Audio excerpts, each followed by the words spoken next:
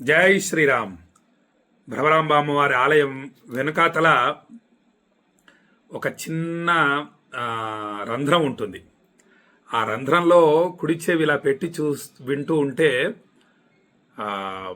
ఝంకారనాదం వినిపిస్తుంది. అంటే ఈ తుమ్మెదలు ఆ రెక్కలు అలా ఆడిస్తూ ఉంటే ఏ శబ్దం వినిపిస్తుందో ఆ శబ్దం వినిపిస్తుంది. నేను విన్నాను, చాలామంది భక్తులు కూడా విన్నారు. సాధన చేసి రావాలి. మనం ఎప్పుడూ కూడా ఏ క్షేత్రానికైనా సరే, శ్రీశైలం కానీ, కాశీ కానీ, తిరుపతి కానీ, ఇంట్లో ఆ దేవతా నామాన్ని కనీసం ఒక 108 సార్లైనా జపిస్తూ రావాలి అని చెప్పి భక్తులకు తెలియజేస్తూ ఈరోజు ఒక అద్భుతమైనటువంటి శ్లోకాన్ని తెలియజేస్తాను. చూడండి ఎంత అద్భుతంగా ఉందో. పక్షిణాం కాకశ్చండాలః. పక్షులలో కాకి చండాలమైనది. అంటే కాకి తగిలిందనుకోండి స్నానం చేయాలి. కాబట్టి కాకిని తాకకూడదు. దాని స్థానం గొప్పది. ఏ విషయంలో? పితృదేవతల ఆరాధనలో వికిరపిండం అని పెడతాం, తీసుకెళ్లి పైన పెట్టాలి. అవి కుక్కలు తినకూడదు. పైన మేడ మీద పెడితే ఆ కాకి వచ్చి తాకుతుంది, స్వీకరిస్తుంది. ఆ విషయంలో కాకి గొప్పది. కానీ అది మనల్ని తాకిందనుకోండి స్నానం చేయాల్సిందే. పక్షిణాం కాకశ్చండాలః. అదే మనకి ఒక చిలుక ఉందనుకోండి, తాకుతే స్నానం చేయక్కర్లేదు.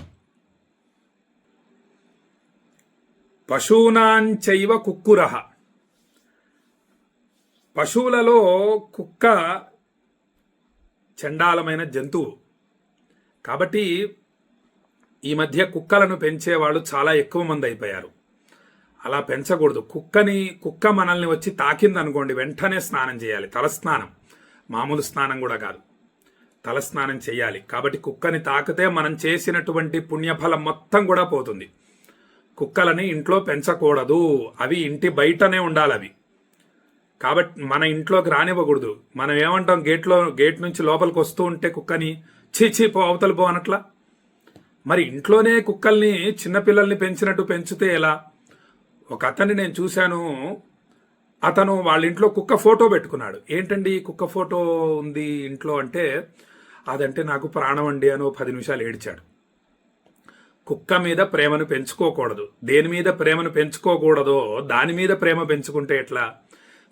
జడభరతుడు అనేటటువంటి ఋషి జింక మీద ప్రేమను పెంచుకుంటాడు. ఆ తర్వాత జింక జన్మని పొందుతాడు.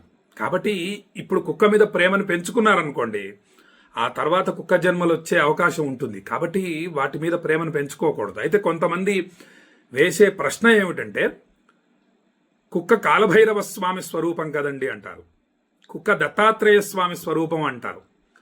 కుక్కకి కాలభైరవ స్వామికి సంబంధం లేదు.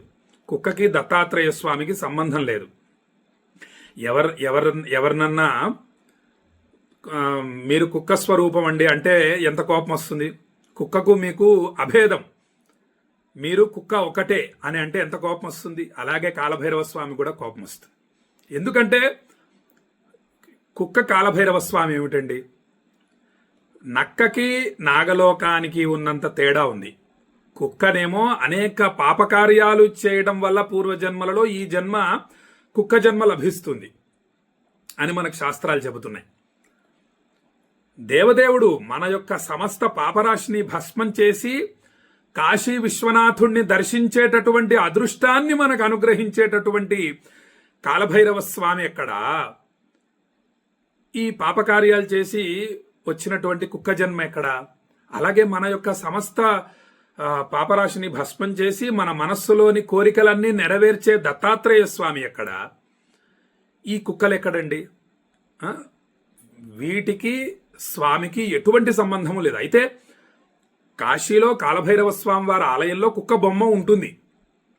ఈ వీధి కుక్కలని కాదు దాని అర్థం. ఎలుక గణపతి యొక్క వాహనం. అంటే ఈ మన ఇళ్లల్లో వచ్చి మన బట్టల్ని కుట్టే ఎలుకలని కాదు దాని అర్థం. ఆయన గొప్ప తపస్సంపన్నుడు. అలాగే ఈ కుక్క బొమ్మ ఉంది కాలభైరవుడి ముందర అంటే ఈ వీధి కుక్కలు అని కాదు దాని అర్థం. ఆ యొక్క వృత్తాంతం వేరు, ఆ కథ వేరు, అది వేరు, ఇవి కాదు. కాబట్టి మనము దేనికో అన్వయించుకొని కుక్కల్ని సేవించే వాళ్ళు ఎక్కువ మంది అయిపోతున్నారు. వాటిని అసలు ముట్టుకోకూడదు, కుక్కని ఇంట్లోకి రాకూడదు. ఇంటికి వస్తే కడుక్కోవాలి, ఇల్లంతా కడుక్కొని మళ్ళీ చక్కగా గోమూత్రము గోమయం వేసి ఇల్లు కడుక్కోవాలి, మళ్ళీ ముగ్గులు వేసుకోవాలి. కుక్క అనేది ఇంట్లోకి అసలు రాకూడదు. పశువునాంచైవ కుక్కూరః, పశువులలో కుక్క చండాలమైనటువంటి జన్మ, హీనమైనటువంటి జన్మ. మనమేదో మిగిలినటువంటి అన్నాన్ని బయట తీసుకెళ్లి రోడ్డు మీద ఎక్కడో పక్కకి పెట్టేస్తే అవి తిని జీవించాలి. కానీ మనమంతలకు మనము ఒక మజ్జిగ, ఉప్పు, అన్నము అన్ని వేసి పెట్టటము, తర్వాత దానికి నాన్ వెజ్లు తినిపించటము. ఈ మధ్య నేను చూశాను, ఆ కుక్క నోరు తెరిచి ఆ నోట్లో ముద్దలు పెడుతున్నారు. ఏమిటో మరి, అసలు ముట్టుకోకూడదే అలాంటిది నోట్లో. అది నాకింది అంటే మన యొక్క గీతలన్నీ మారిపోతాయి. గోమాత నాకితే మనకన్ని గీతలన్నీ కూడా మంచిగా అవుతాయి. సన్మార్గంలో నడుస్తాం, మనం అభివృద్ధి పథంలో నడుస్తాం. కుక్క నాకిందంటే అరచేతిని మొత్తం సర్వనాశనమే. కాబట్టి వాటిని అలా అని చెప్పి బయట రోడ్డు మీద పడుకున్నటువంటి కుక్కని ఒక కర్ర తీసుకొని పాపం దాన్ని నడ్డి విరిగేటట్టు కొడతారు. అది తప్పు, అలా చేయకూడదు మళ్ళీ. ఎందుకంటే ప్రతి జీవిలోనూ భగవంతుడు ఉంటాడు. అది మనని కరవడానికి వస్తుంది అనుకోండి, అప్పుడు కర్రని పైకి ఎత్తవచ్చు. అలా అని మరీ చచ్చేటట్టు కొట్టకూడదు. కాస్త అది భయపడి వెళ్ళిపోయేటట్లు ఉండాలి. కానీ మరీ దాన్ని నడ్డో కాలో విరిగిపోయి దాని జీవితం అంతా ఇబ్బంది పడేటట్లు దాన్ని హింసించకూడదు. రోడ్డు మీద ఉన్నదాన్ని, పడుకున్న దాన్ని కొంతమంది ఈ బైకులు ఎక్కించి తొక్కిచ్చేస్తూ ఉంటారు, తర్వాత కార్లు చూడకుండా నడుపుతూ ఉంటారు. అలాంటి పనులు చేయకూడదు. మళ్ళీ ఇంట్లోకి రాకూడదు కుక్క, అంతే. బయట దాని జీవితం దాంది, దానికి కూడా భగవంతుడు ఎక్కడో దగ్గర ఆహారం ఏర్పాటు చేస్తూ ఉంటాడు. కాబట్టి ఇప్పుడు పాము దేవతా స్వరూపం, అలా అని చెప్పి మనం ఇంట్లోకి తెచ్చుకొని దాన్ని పెంచుతున్నామా? ఇంట్లోకి వచ్చిన వెంటనే దాన్ని జాగ్రత్తగా ఎవరన్నా పాములు పట్టే వాళ్ళని పిలుచుకొని వచ్చి దాన్ని తీసుకెళ్లి బయట అడవులలో విడిచిపెడుతున్నాం కదా. మరి అయ్యో సుబ్రహ్మణ్యేశ్వర స్వామి మా ఇంటికి వచ్చాడు ఉండనివ్వండి అంటున్నామా? మరి కుక్క కాలభైరవ స్వామి ఏమిటండి? అది కాదు, అది చాలా దోషం. దత్తాత్రేయ స్వామి కూడా ఒకానొక లీల, ఒక భక్తుడికి అలా దర్శనమిచ్చాడు వికృత రూపంతో. ఈ 4 వేదాలు కుక్కల్లాగా దర్శనమిచ్చాయి అతనికి. అతని అజ్ఞానం వల్ల ఆ భక్తుడు వెళ్ళి మళ్ళీ దత్తుడి పాదాల మీద పడి, నన్ను క్షమించు తండ్రి, నన్ను అనుగ్రహించు, నీ దివ్యమంగళ రూపాన్ని నాకు చూయించు, నా జన్మ ధన్యం చెయ్యి అని చెప్పి స్వామిని ప్రార్థించగా స్వామివారు మళ్ళీ దత్తాత్రేయ స్వామి అద్భుతమైన రూపంతో దర్శనమిచ్చాడు. వెనకాల గోమాత చక్కగా 3 శిరస్సులు బ్రహ్మ విష్ణు మహేశ్వరులుగా. తర్వాత ఈ 4 కుక్కలు కూడా వేదాలుగా దర్శనమిచ్చాయి. అంటే దాని అర్థం మళ్ళీ వేదాలు కుక్కలని కాదు. కుక్కలకి దత్తాత్రేయ స్వామికి ఎటువంటి సంబంధం లేదు. ఆ అజ్ఞానమైనటువంటి భావన తీసేయాలి. కాశీలో కూడా అంతేనండి. ఆలయంలో కుక్కలు వచ్చి గోలగోల చేస్తూ ఉంటాయి, అంతా దురదతో గోక్కుంటూ ఉంటాయి. అయినా ఎవరు ఏమనరు. అందరు ఏమనుకుంటున్నారంటే కాలభైరవ స్వామి స్వరూపం కుక్క అనుకుంటున్నారు. ఎక్కడా మనకు చెప్పబడలేదు కూడా కుక్క కాలభైరవుడు అని, మనకి ఎక్కడా లేదు ప్రమాణం. పశూనాంచైవ కుక్కురః మునీనాం కోపీ చండాలః. మునులలో కోపం అనేది ఉండకూడదు. ఉండడం చేత వాళ్ళ యొక్క తపస్సు మొత్తం పోతుంది. మనమంతా మునులమే ఒక రకంగా, ఎందుకంటే ఆధ్యాత్మిక సాధనలు చేస్తున్నాం. మన కోపం అనేది ఉండకూడదు. కోపం ఉండడం వల్ల ఏమవుతుంది? ఆ చేసినటువంటి తపస్సు అంతా పోతుంది. సర్వేషాంచైవ నిందకః.